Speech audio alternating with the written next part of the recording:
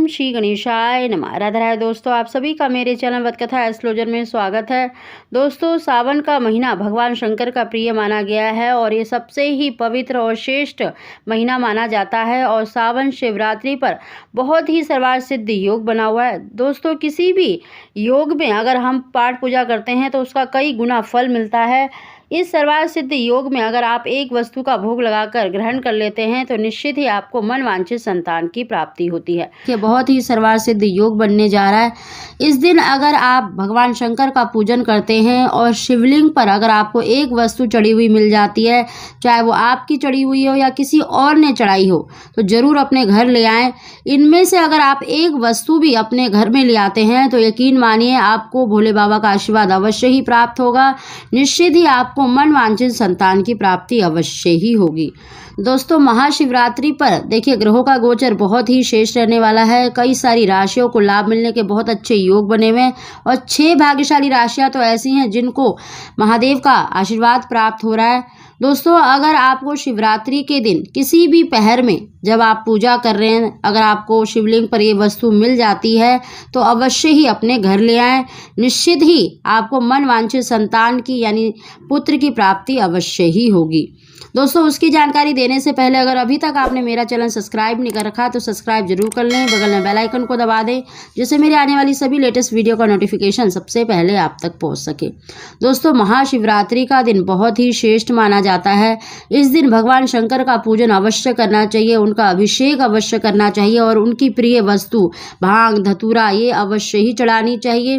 दोस्तों, इस दिन अगर आप जब पूजा कर रहे हैं, अगर आपको शिवलिंग पर देखिए अगर आपको अक्षत मिल जाते हैं तो अक्षत जरूर ले आएं। अगर आपने मतलब शिवलिंग के बीज चढ़ाए हैं और किसी और ने भी अगर शिवलिंग के बीज चढ़ाए हैं तो आप अगर आपको शिवलिंग पर मिल जाते हैं तो जरूर लेके आए। दोस्तों, अगर आपने जटा वाला नारियल चढ़ाया है तो जटा वाला नारियल भी आप मतलब उठाकर जरूर ले आए। साथ ही दोस्तों, इस दिन आप एक बेल पत्र अवश्य ही लेकर आना है। दोस्तों, अगर आपको शिवलिंग पर अगर कनेर का फूल मिल जाता है तो कनेर का फूल भी आप अवश्य ही लेकर आएं, क्योंकि कहते हैं कि कनेर का फूल अगर आपको मतलब शिवलिंग पर चढ़ा हुआ मिल जाता है तो जरूर अपने घर जरूर लाना चाहिए। इससे आपको निश्चित ही संतान सुख की प्राप्ति होती है। दोस्तों, अगर आपको चावल मिल जाते हैं तो अगर आपका व्रत है तो उस दिन छोड़कर दूसरे दिन आप उनको गंगा जल से या गाय के दूध से ब्रह्म मुहूर्त में अवश्य ही ग्रहण कर लें। दोस्तों, महाशिवरात्रि के दिन एक कार्य आपको अवश्य करना है कि आपको शिवलिंग से एक बेल पत्र अवश्य ही उठाकर लाना है और जिन भी बहनों को संतान की पुत्र की इच्छा है तो सोते समय रात्रि को सोते समय अपनी नाभि पर जो चिकनी साइड होती है, चिकनी साइड से अपनी नाभि पर रखकर आपको सोना है। चाहे आप 1 घंटा ही रखें, लेकिन आपको रात्रि के समय अपनी नाभि पर रखकर अवश्य ही सोना है। दोस्तों, ऐसा करने से निश्चित ही मन वांछित संतान की प्राप्ति होगी। दोस्तों, अगर आपको शिवलिंग पर देखिए धतूरे का फूल या फिर आपको कनेर का फूल मिल जाए तो आप अपने घर जरूर लेकर आए और उसे अपने घर के मंदिर में जरूर रखें और जैसे ही वो सूखने लगे अपने ही घर के गमले में आपको उसे दबा देना है और भगवान शंकर से अवश्य ही प्रार्थना करनी है कि आपको मतलब संतान की इच्छा है या पुत्र की इच्छा है, उसको बोलकर ही आप जरूर लेकर आए कि हे प्रभु, हम आपका प्रसाद अपने घर लेकर जा रहे हैं, ऐसा ही फूल हमारे घर में भी खिल जाए।